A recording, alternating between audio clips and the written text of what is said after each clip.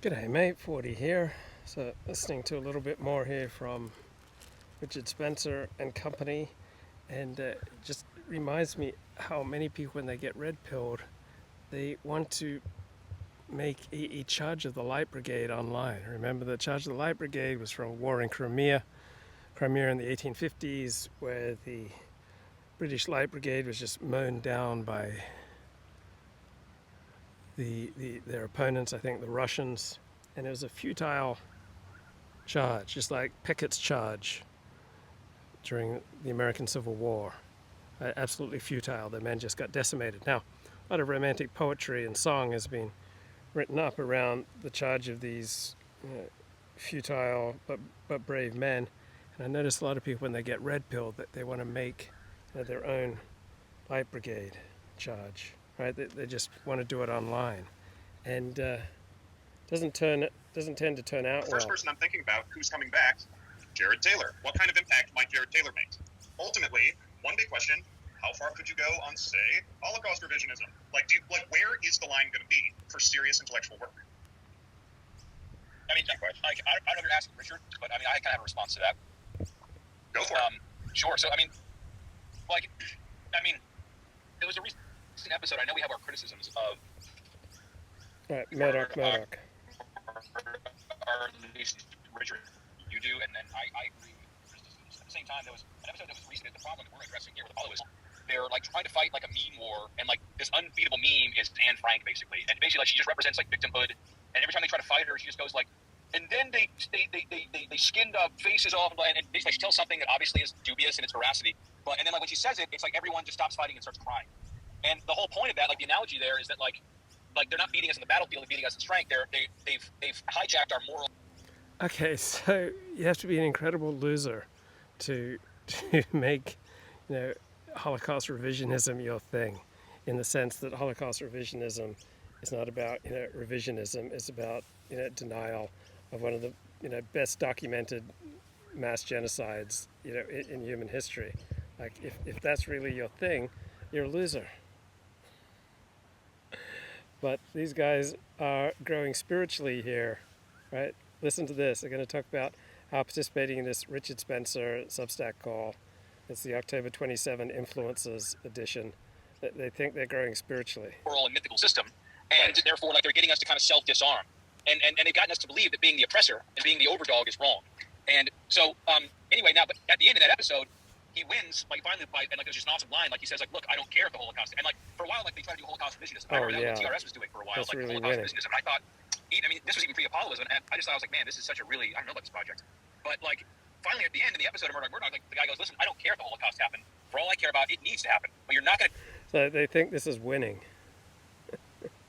like how deep of a loser do you have to be to think that by discounting some genocide that you're winning, that your group is winning by discounting a major well-documented genocide? Not going to tell me that I should blah, blah, and essentially like he kind of becomes like, yeah, I'm a fucking badass Aryan, I don't care, I'm impressed. So these guys think they're badass, all right? These guys are mounting their own charge of the Light Brigade online, just absolutely futile, destroying their lives, destroying the lives of a lot of other people, like for no good reason. Get bent, like learn how to hang or go get bent.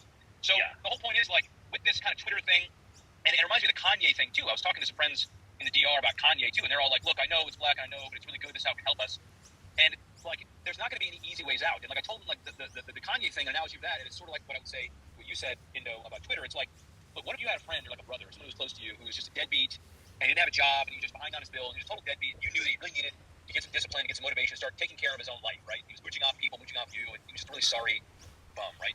And all of a sudden, one day you learn he has a scratch-off ticket, and he wins like 50,000 in a lottery. Not like millions that would really change his life, but 50,000 that would give him a short-term boost, but not really change his problems, and like not really address the situation in a deep way. You'd be happy for him, but you'd also kind of be like, oh, fuck, man, like, Ron, you won this lottery, now you think all your problems are solved, and really, it's like, you really need to get at your issues, which is go make some money. That's how it is. So, remember, this is what they think is growing spiritually. Is with, like, I feel like with Kanye, and with what you're saying on Twitter, because it's like, yeah, like, maybe it might help us in the short term, and it's nice to see baby boomers, that, like, because a black guy said it, now they're starting to talk about Jews, but does that really address the root of the... So, I mean, how many people do they really think Kanye is persuading or waking up or red pilling. How many people are seeing this Kanye West episode and thinking, oh, this is really the path forward? Now the light is starting to shine through, the light of truth, right? Overwhelmingly, people who pay any attention to the Kanye West episode think, what a bunch of losers. Anyone who says what Kanye West is saying is a loser. The problem. That's going to be the takes upshot. a black rapper to talk about some of the truths to get them to say it. I mean, really, like, the fact that that's even working is kind of underscoring the main problem, because the reason. Right. So to deny that what Kanye West is doing is working is to just miss out on the deeper truths. They're listening to him is because he's like a victim, and a victim gives you status in the current moral paradigm in the minds of white people, and so. Kanye West victimhood is not going to be terribly persuasive to very many people. All right, they're going to think he's a loser, just a stone cold loser. So like they're like the moral center of everything, and really we just need to get to a point where, it's like, look, like we sympathize with the oppressor and kind of the overdog and the winner, and sometimes you're going to want to sympathize with the overdog. Sometimes you're going to sympathize with the underdog. No dog is inherently righteous or right, or you always want to sympathize with. So we're at Darling Point right now, here by the Sydney Harbour. So Darling Point, very expensive property. It's a very posh neighbourhood here in Sydney's eastern suburbs. And let me get a little bit more from this delusional conversation. It was just so funny. This guy thinks he's growing spiritually here by participating in this discussion, by getting into Apolloism. Somehow that's growing spiritually.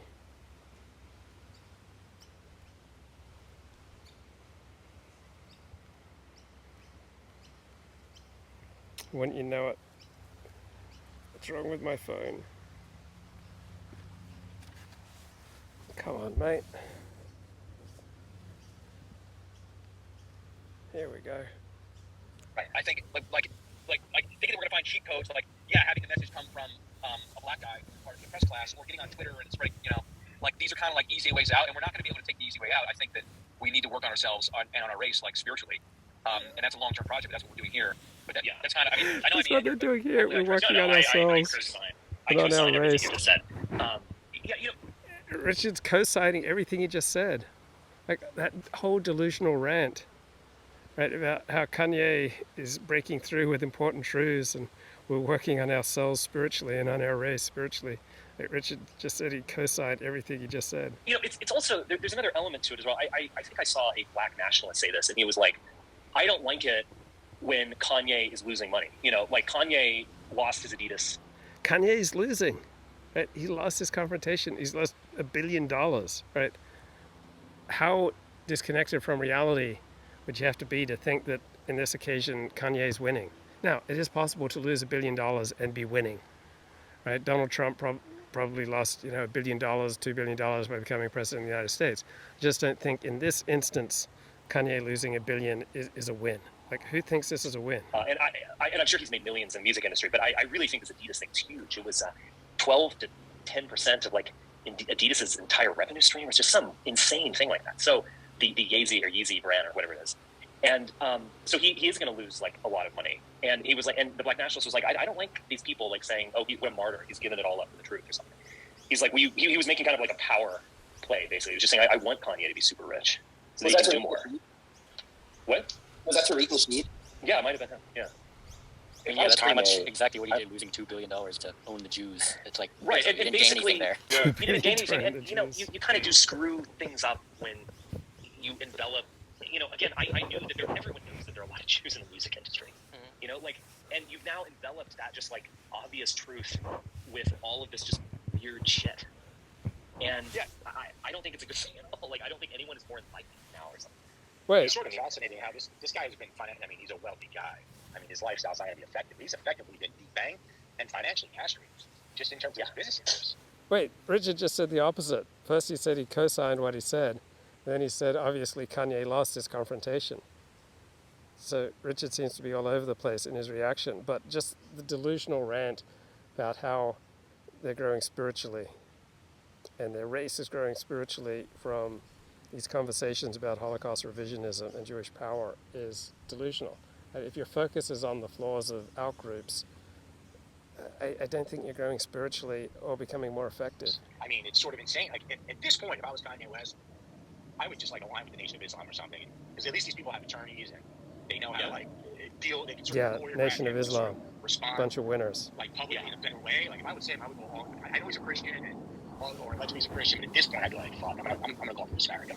Like, One thing I would say though, remember he's according to Kanye, he's manic depressive, and he's clearly in a manic phase right now.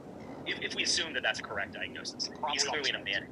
Yeah, he's in a manic phase, and that is followed by a depressive episode. So I still would not be surprised if we get 2 months of groveling out of him. It's Richard. Remember when I was saying the point that the dissident right misses about the replacement theory is not so much that the media is saying it is or isn't happening, but that it matters that it's happening, and that's the part that why they're attacking you. It's kind of similar to that with saying everybody knows that there's a lot of Jews in the media or the music industry. So why do many people launch into these suicidal online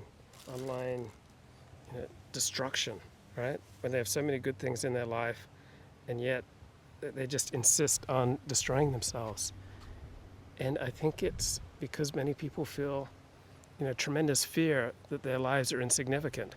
And so people are reaching out, searching for a way to anchor their lives into something significant. And so by going on some kind of online jihad to spread the red pill, that's going to provide the significance. Right? If you can feed people's need to feel important, to matter, to be attached to something transcendent, right, then you've got something powerful. People get a taste of basic truths that are denied by the media, and then they think everything they're told is a lie. And so then they go on an online jihad to red pill the normies, and they destroy their lives. It's, I don't think it's a terribly productive path forward, but rather than condemn it, what I really want to do is just get clarity on it. And I think it is underlaid by a tremendous need for significance. It's like that, they might think that, or they might know that, but they think it doesn't matter that they're Jewish. And that's the part that you're attaching value or meaning or mattering to it, that there's a Jewish agenda. That is the part they are disputing, not that just the fact that there are there. Right. But it's up to Kanye to articulate what that agenda is outside of they've screwed me over. Because that's what I've basically heard from him on the Jews. And when he goes into big picture talk, he is declaring that he is a Jew. And he's the Africans with the blood of Christ. I mean, this is what his philosophy is, or his theology, or whatever. But they're terrified that it's a variation on we was kings. It's like the Hebrew version, right? Yes, that's a good point. Black Hebrew Israelites. We was Israelites. They're terrified that he might, just him bringing that stuff up at all will get other people like us or regular normies. Oh, I get it. Yeah. Well, and I think in some ways they're right. I mean, you do kind of open the dam a bit. And, I've said this like multiple times. I think there's going to be more of this. There are going to be more Kanyes in the future. I don't think they're going to be fewer. Despite the fact that he has lost half of his wealth or whatever it is. It's like it's kind of weirdly opening the dam. It's like we do have these kind of weird politicians now. There's Marjorie Taylor Greene talking about space lasers. There's Lauren Boebert talking about an imminent apocalypse. There's Mastriano, who seems to be like he's going on Gab. And, it's gonna get kind of weirder. And I guess my challenge, and you could call me cynical or whatever, but it's like weirder is not better. Like that whole Overton window thing, just get rid of that. Well, like that goes back it to could kind of get worse. Like in some ways, like I would rather. I have more respect for Mitt Romney than I do for Marjorie Taylor Greene. I would almost rather someone like that be in charge than these like insane goofballs who would actually kind of make things worse. Richard, I would say just real quick. I mean, like, what the previous speaker mentioned about. And sorry about the background noise. I'm out here, but that gets to the whole heart of the matter. Like when the black nationalist says, I want Kanye to have. Wait, Richard wants to get rid of the whole Overton window thing. The Overton window is an incredibly powerful insight into how the world works.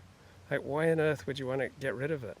Like, he's so overdosed on talking about the Overton window. It's like people swing from extreme to extreme. So they may overdose on the Overton window. And then, should I catch this ferry or not? All right. Here. Let's see if I can show it. All right, here comes the ferry. Picking me up at Darling Point, take me back to Circular Quay, jump on light rail. Don't you love the public transport we have here, folks?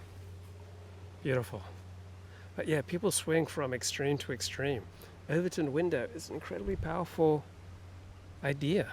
That the Overton window refers to those ideas that are publicly acceptable and those ideas that aren't. That's a powerful idea. And Richard just wants to get rid of the Overton window because he's seen the damage and the harm done when people take it too far. Right? But you can take any good thing too far. You can drink too much water. You can get too much exercise. You can love too much. You can be too religious. You can eat too much. You can have too much sex. Right? You can be too wrapped up in your spouse or your kids. Right? There are all sorts of good things that you can take too far. The idea of just dismissing them. Right? That seems crazy to me.